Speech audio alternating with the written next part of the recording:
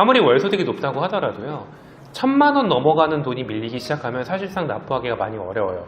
그래서 실제로 이렇게 기준 중위소득 200%를 초과하는 고소득금 분들이 변제금 납부에 대한 부담을 느끼고.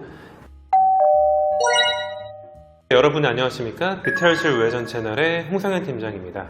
오늘 저희 비탈실 우회전 채널에서는요, 기본생계비라는 내용에 대해서 영상을 한번 만들어 봤습니다. 여러분, 기본생계비 들어보신 적 있으신가요?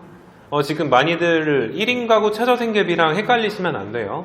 기본생계비라고 하는 거는 일단 2024년 1월부터 시행된 서울회생법원의 실무준칙으로서 기준 중위소득 200%를 초과하는 고소득자들에게 일정 부분의 추가 생계비를 지원하기로 하는 제도입니다. 자, 이거 조금 더 깊게 심화적으로 한번 들어가 보도록 할까요? 자, 여러분, 1인 가구 최저생계비가 얼마라고 알고 있으신가요? 지금 현재 2024년도 기준으로 133만원입니다. 예를 들어서 월 소득이 200만원인 사람은 1인 가구 최저생계비 133만원을 제외하고 67만원씩 3년 변제를 하는 개인회생을 진행하게 되겠죠. 이분들은 원래 소득이 그렇게 높지 않았기 때문에 이제 소득에 비례해서 채무도 그렇게 크지 않았고, 기존에 납부하고 있었던 이제 원래금이 좀 부담된다라는 정도 수준에서 충분히 한 달에 낼 만한 정도의 변제금의 수준으로 변제금 책정이 이루어지겠죠. 자, 그러나 1인 가구 기준으로 했을 때 월 소득이 높으신 분들은 어떻게 될까요? 기준 중위소득 200%가 현재 시점으로 415만원 정도의 월 소득을 갖고 있으신 분들인데요. 물론 기준 중위소득 200%에 해당하는 고소득군들은 그렇게 많진 않겠지만은 그래도 그런 분들은 상대적으로 소득이 높아서 대출을 많이 갖고 있으세요. 그래서 기준 중위소득 415만원 정도 되는 소득군은 대기업이라든지 의사, 변호사, 약사 같은 전문직들, 이런 분들이 생각보다 기준 중위소득 200%를 초과하는 소득군들이 많습니다. 앞에 말씀드린 것처럼 소득이 높기 때문에 대출의 한도가 높고요. 보통 대출을 2억에서 많게는 3억 정도까지 갖고 있으신 것 같아요. 이런 분들은 당연히 대출이 많으니까 월에 상환해야 될 원리금들이 한 200에서 300만원 정도 가까이 나가는 경우가 많습니다. 만기 일시로 이자만 나가는 상품이 있는 반면에 이제 원리금까지 나가는 거를 기준으로 삼으면 매월 카드값까지 포함하면은 내 월 소득보다 훨씬 더 많은 금액이 나가는 경우도 있겠죠. 자, 그러나 이분들은 기준 중위소득 200%를 초과하시는 이분들은 소득이 높다는 이유만으로 기준 중위소득 60%에 해당하는 사람과 동일한 1인 가구의 최저생계비 133만원만 적용된다라고 가정을 하면 월 변제금을 거의 300만원 가까운 돈을 내야 됩니다. 300만원씩 3년을 변제하게 되면 결과적으로 1억 2천 이상이 넘어가는 굉장히 많은 채무를 변제하게 될 텐데요. 물론 앞서 말씀드렸던 기준 중위소득 60%에 해당하는 월소득 200만원인 사람과 전반적인 변제율은 비슷할 거예요. 월소득이 200만원이신 분이 1인 가구 최저생계비를 제외하고 67만원씩 3년 변제로 2, 3천 정도를 변제한다라고 했을 때 이분은 소득이 낮아서 채무도 적었을 테니까 6, 7천 정도 되는 채무 중에 2, 3천을 변제한다라는 것과 2, 3억 정도 채무를 갖고 있는 사람이 1, 2억 정도를 변제한다는 것은 변제율이 비슷할지 몰라도 월에 내는 금액이 이렇게 크면 사실 끝까지 완주하기가 굉장히 어려워요. 자, 이게 변제금이 숫자의 차이입니다. 월 소득이 높으니까 내가 한 달에 여유짝이 많을 거라고 하는 거는 조금 상대적인 부분이라 어려운 부분이 있는데요. 내가 한 60만원 정도 되는 이 월 변제금을 두세 달 밀려봤자 180, 200 정도 밀리는 거예요. 자, 그런데 월 변제금이 300만원 가까우신 분들이 두세 달 밀리면 1000만원입니다. 아무리 월 소득이 높다고 하더라도요, 1000만원 넘어가는 돈이 밀리기 시작하면 사실상 납부하기가 많이 어려워요.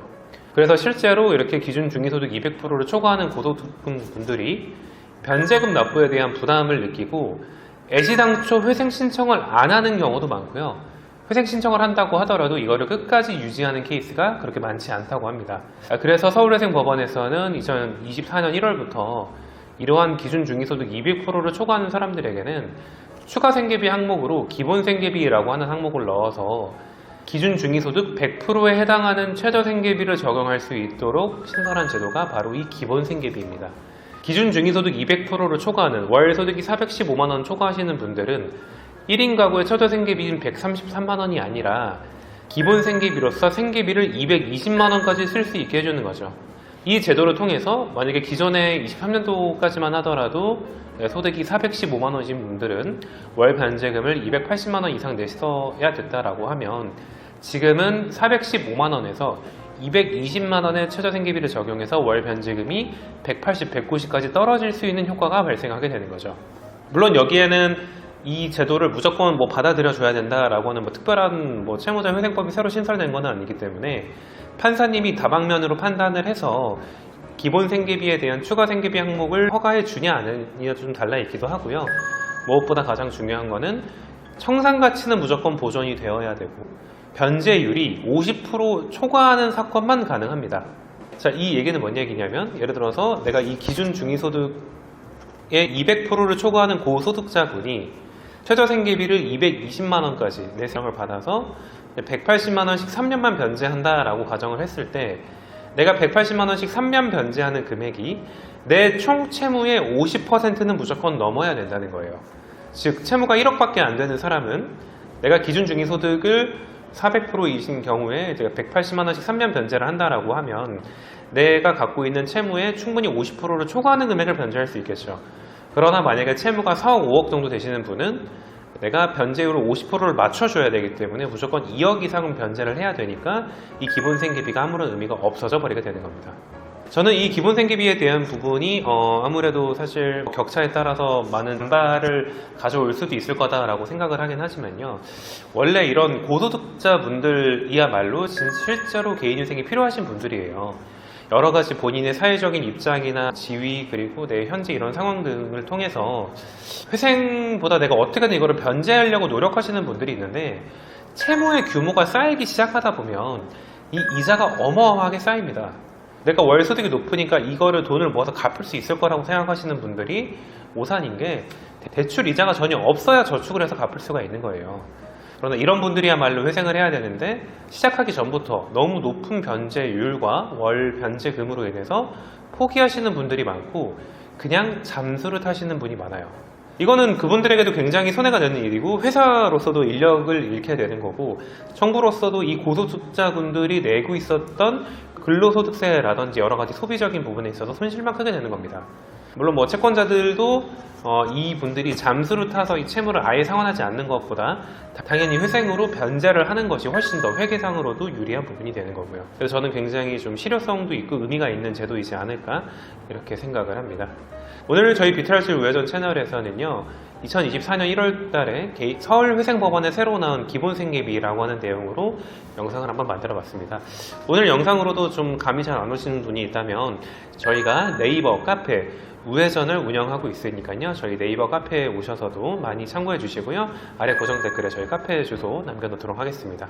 오늘 제가 준비한 영상은 여기까지입니다. 오늘 제 영상이 유익했다면 구독과 좋아요 알람 설정 부탁드리고 다음 시간에도 좋은 영상으로 돌아오도록 하겠습니다. 감사합니다.